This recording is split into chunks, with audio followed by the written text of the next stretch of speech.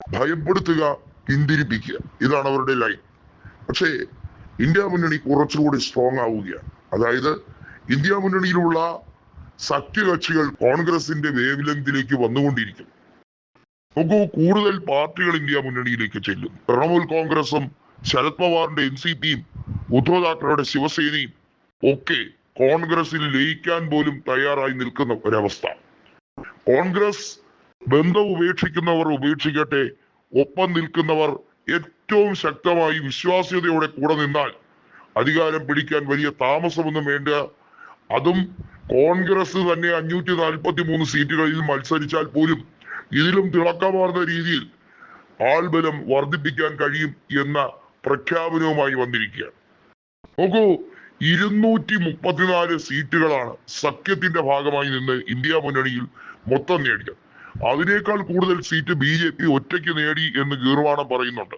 പക്ഷെ യാഥാർത്ഥ്യം എന്തെന്നാൽ ഈ രാജ്യത്തെ കോൺഗ്രസ് ആണ് ഒറ്റയ്ക്ക് മത്സരിക്കുന്നതെങ്കിൽ മറ്റുള്ള രാഷ്ട്രീയ പാർട്ടികൾ കോൺഗ്രസിന്റെ മഹാപ്രസ്ഥാനത്തിന്റെ ഭാഗമായി ലയിച്ചാൽ ഇതിൽ കൂടുതൽ വോട്ട് ഷെയറും സീറ്റും കിട്ടുമെന്നതാണ് യാഥാർത്ഥ്യം. BJPയുടെ സഖ്യകക്ഷികൾ എന്ന് പറയുന്നത് യഥാർത്ഥത്തിൽ അവർക്ക് ശക്തി കേന്ദ്രങ്ങൾ ഉണ്ടോ? നിലവിൽ ആന്ധ്രയിലെ TDP ഒഴിച്ച് മറ്റെല്ലാവരും BJPയുടെ മൂട്ടിൽ നിൽക്കുന്നവരല്ലേ? എന്തിനധികം പറയും, നിതീഷ് കുമാർ രാജിവെച്ചതോടെ ജനതാദൾ യുണൈറ്റഡ് പോലും ഇപ്പോൾ തകിടം മറിഞ്ഞിരിക്കുകയാണ്. കുമാരസ്വാമിയുടെ ജനതാദൾ സെക്കുലർ ഒരു മരുന്നിന് പോലും ഇല്ലാത്ത രീതിയിൽ തകർന്നടിഞ്ഞിരിക്കുന്നു എന്നുള്ളതാണ് യാഥാർത്ഥ്യം. ഇതൊക്കെയാണ് BJPയുടെ സഖ്യകക്ഷികളുടെ യാഥാർത്ഥ്യം എന്ന് പറയുന്നു. അവസ്ഥ എന്ന് പറയുന്നത് ഇതൊക്കെയാണ്.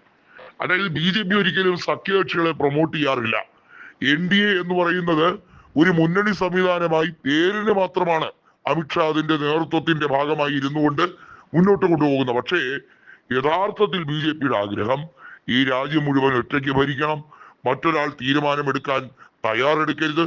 നോക്കൂ, TDPയും ഐക്യ ജനതാദളും ഇല്ലാതെ ഇത്തവണ 3-ാം പ്രാവശ്യം നരേന്ദ്രമോദിക്ക് സത്യപ്രതിജ്ഞ ചെയ്യാൻ പോലും കഴിയുമായിരുന്നില്ല. എന്നിട്ട് കൂടി TDPക്കോ ഐക്യ ജനതാദളിനോ പ്രധാനപ്പെട്ട വകുപ്പുകളൊന്നും തന്നെ കൊടുത്തിട്ടില്ല എന്നുള്ളതാണ് യാഥാർത്ഥ്യം.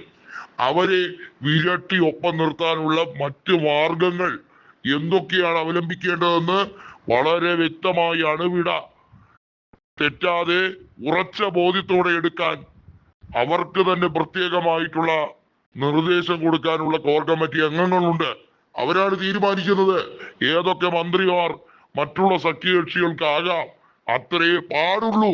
അതല്ല കോൺഗ്രസ് എടുത്തിട്ടുള്ള തീരുമാനങ്ങൾ. പലപ്പോഴും അത് തെറ്റാറുണ്ട്.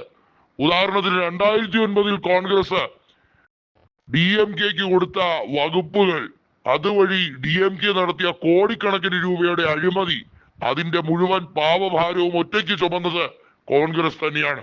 അവിടെയാണ് കോൺഗ്രസിന് തെറ്റുപറ്റിയത്.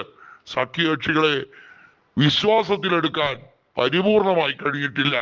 പക്ഷെ അതിന് കഴിയുന്ന നാളുണ്ടെങ്കിൽ തിരിച്ച് വൻ വിജയത്തിലേക്ക് വരാൻ കഴിയും. 3-ൽ 2 ഭൂരിപക്ഷവുമായി വരാനും കഴിയും.